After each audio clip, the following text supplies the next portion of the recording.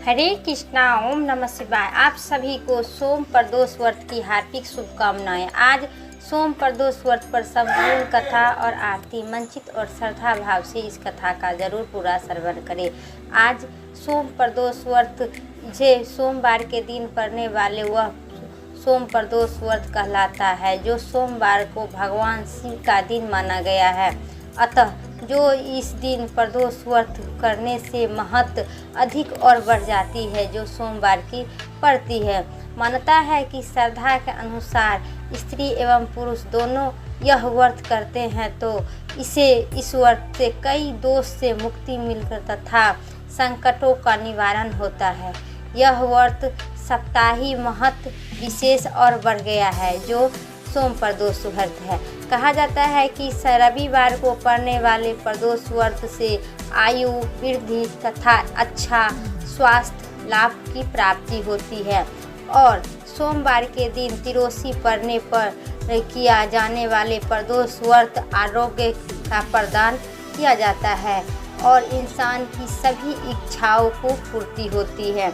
और भी कहा गया है कि मंगलवार के दिन तिरोसी का व्रत प्रदोष व्रत हो तो उन दिन व्रत को करने से रोगी से मुक्ति होती है, स्वास्थ्य का लाभ होता है और अधिक धन की प्राप्ति होती है। और भी कहा गया है बुधवार के दिन प्रदोष व्रत हो तो उनका उपास की सभी मनोकामना का पूर्ति होती है। और गुरुवार के दिन प्रदोष व्रत पढ़ने से इसी दिन व्रत का फल और शत्रुओं का विनाश होता है। और भी कहा गया है कि शुक्रवार के दिन प्रदोष व्रत करने से वह शुक्र प्रदोष व्रत जो सौभाग्य और दंपति जीवन में सुख शांति के लिए किया जाता है, संतान की प्राप्ति के लिए, संतान की कामनाओं के लिए। और तो शनिवार के दिन पड़ने वाली प्रदोष व्रत संतान की कामना से किया जाता है। अपने उद्देश्य के धारण रखते हुए जब प्रदोष व्रत किए जाते हैं तो वह प्रदोष व्रत मिलने वाले सभी फलों को वृद्धि होती है। बोलिए भोले बाबा माता पार्वती की जय। अब सुनिए प्रदोष व्रत की विस्तार पूर्वक कथा। एक नगर में एक ब्राह्मणी रहते थे। उनके पति स्वर्गवास हो गए थे। उनका कोई आस्था नहीं था और न ही कोई कमाने वाला था, इसलिए प्रातः होते ही अपने पुत्र के साथ भिक्षा मांगने के लिए निकल पड़ती थी। भिक्षा मांगने से जो कुछ स्वर्ग मिलता था वह अपने पुत्र को भी पेट पालती थी और स्वयं को भी पेट पालती थी। इसी तरह उनका किसी तरह गुजारा होते गया। एक दिन ब्राह्मणी घर लौट रही थी तो एक लड़का घायल अवस्था में कहराता हुआ मिला। ब्राह्मणी ने यह दशा देखते हुए अपने घर ले आई। वह लड़का विदर्भ देश का राजकुमार था।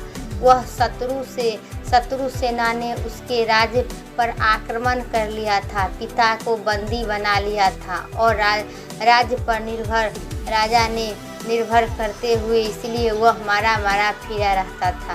राजकुमार ब्राह्मण पुत्र के साथ ब्राह्मणी के घर रहने लगा। एक दिन अंशुमती नाम की एक गंधर्व कन्या मिली राजकुमार को और वह देखने लगा और उस पर मोहित हो गया। अगले दिन अंशुमती अपने माता पिता को राजकुमार से मिलवाने ले गया। उसी में राजकुमार भी गया। कुछ दिन बाद अंशुमती के माता पिता शंकर भगवान के स्वप्न में आदेश दिए कि राजकुमार और अंशुमती की विवाह करा दो। उन्होंने वैसा ही किया।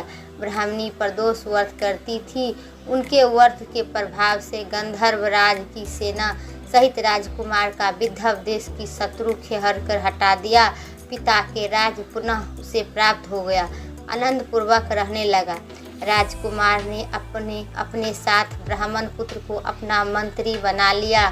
ब्राह्मणी के प्रदोष व्रत के महत्व से जैसे राजकुमार और ब्राह्मण पुत्र के दिन फिरे, वैसा ही शंकर भगवान सभी भक्तों को दिन फेरे। बोलिए हर हर महादेव की जय।